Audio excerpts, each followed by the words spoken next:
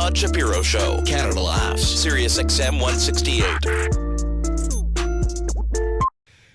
So, Frank, tell us a little bit about ZeU crypto networks, because I don't even really know much about it, and I just know that your passion and your excitement behind it is always there every time we chat. What's going on there? Well, we developed with the team around Dr. Tsai. We developed a proprietary native blockchain protocol. It's a little bit like Ethereum is one, like Bitcoin, not the cryptocurrency, but the actual protocol behind it. And we've brought it into a subsidiary of St. George Eco Mining, which is a public company on the Canadian Security Exchange. And we're about to bring it public later this year.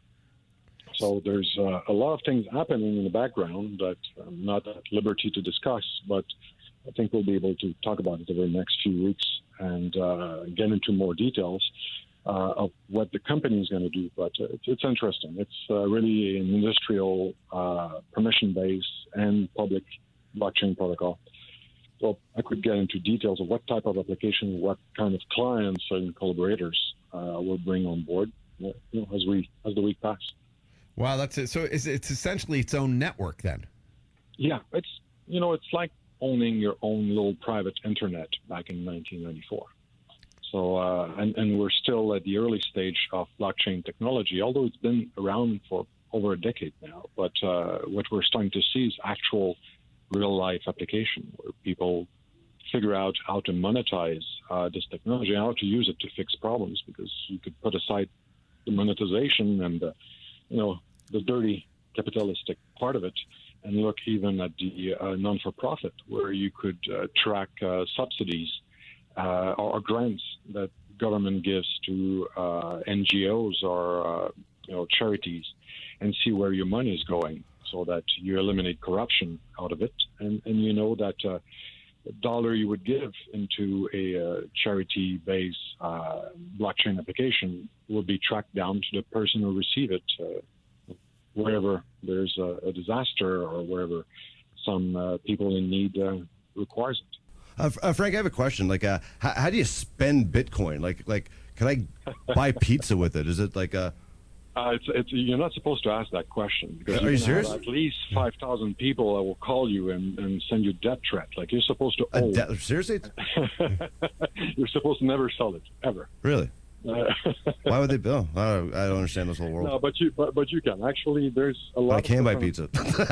Yeah, there's people that have that will convert it to fiat. You have exchange that allow you to convert to fiat, and there's a lot of application out there, and a lot of people that will provide you with apps on your phone or on a disposable credit card or cash card, or like a debit card that will allow you to use it or use fraction of it, because it's pretty tough to go spend $6,000-$7,000.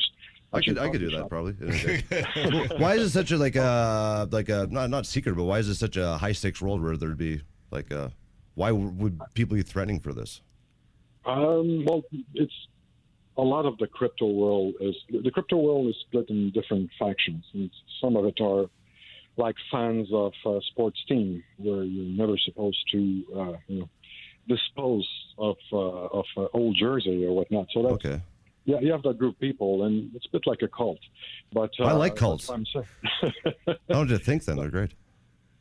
So that's why I'm saying you might get some people that will like me saying how you spend it, but you have Bitcoin Cash and you have other Ethereum, you have Ripples, you have a lot of these other cryptocurrencies that are probably easier to use on a day-to-day basis, and without doing any favor to anyone by mentioning their companies. There's a lot of groups out there that will facilitate transaction using Bitcoins. Yeah, there really is. I mean, it's interesting because I'm pretty well versed in the space, and you can just do a simple Google search.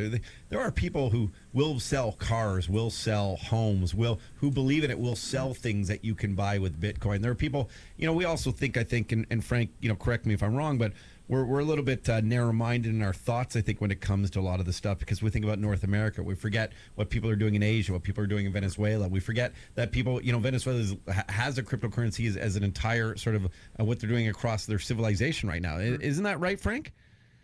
it's definitely true. And don't forget also, there's a lot of these culture that have used Altaqua network, for example, to transfer money with piece of paper between continents for hundreds of years, or have used barter in transactions. So it's just a transfer of value. But it's a transfer of value based on decentralized trust, where you assume that the whole network will validate the fact that if I send you one Bitcoin, that Bitcoin is valid and I'm not trying to defraud you.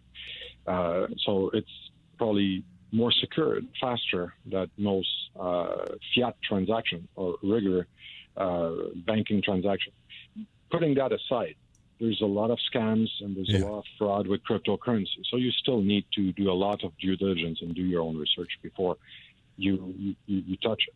Yeah, you got to be super careful, and that's because a lot of it isn't regulated, right? So there's a lot of these, pump and dumps. People raise money for coins with all promise to the world they're going to change things, and then there's some very effective and incredible coins. I heard of one the other day called the Wank coin.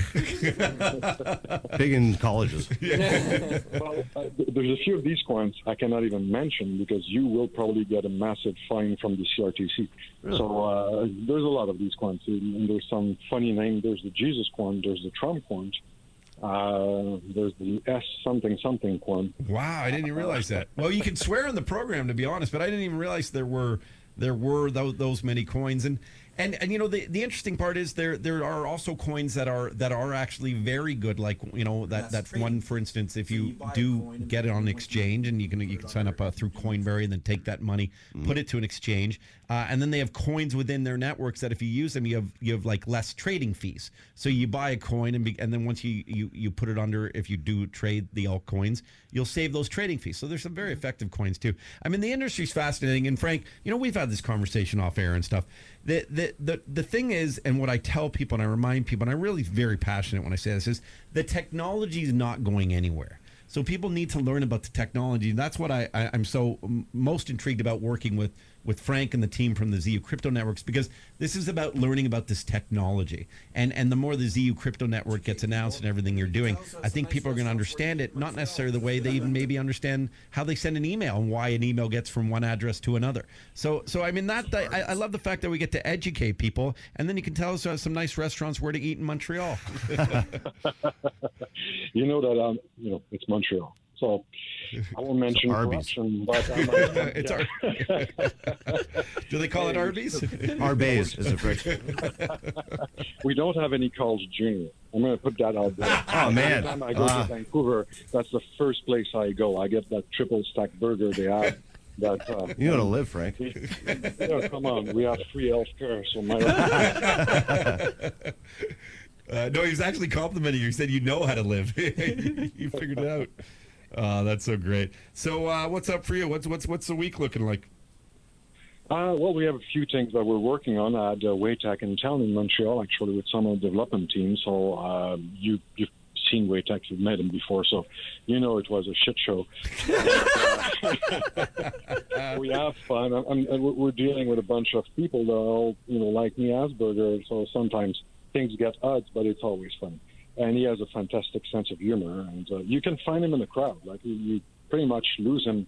We often say we lost the football again, and then we just wait, and at one point we hear his laugh, and we know, okay, he's over there. So it's a funny character to work with. I've been working with him for 15, 20 years now. We argue all the time, but at the end of the day, we learn a lot from each other. So it was a nice week earlier. Also going on the West Coast later this week. So we'll have a few things to talk about probably next week. If we have a call in, I'll probably call you from the Northern Pacific Ocean because I'm going fishing. That's my 1 week of vacation a year, and I'll be in Northern BC.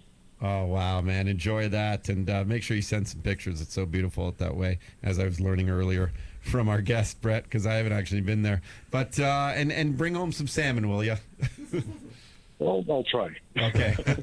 Cheers. This is great, Frank. And where can people go and follow you? And he's very active on his Twitter too. You get to, I always love working with real individuals in an industry that sometimes you can get lost in language that people confuses them, as opposed to just, hey, you get it. These are hardworking, fun people, and we're going to all learn together. Where can people follow you? Well, there's my Twitter, probably the best way to kind of follow me. It's Maikan5, so MAIKAN 5. What does that mean? I've been meaning to ask you. What does Maikan 5 mean? Well, the 5 means 5, but the Maikan means it actually means wolf. There's a twist to it, and it means wolf in Innu language. Oh, okay. So the Innu are a native tribe from the Quebec North Shore. Okay, interesting. Good to know. Another little piece of education. Hey, Frank, enjoy safe travels, and we'll definitely catch up next week. Well, it was nice. Cheers. Well, we'll talk next week. Take care, Frank. Thank you. Perfect. Bye. ZeU Crypto Networks. The Todd Shapiro Show, Canada Laughs, SiriusXM 168.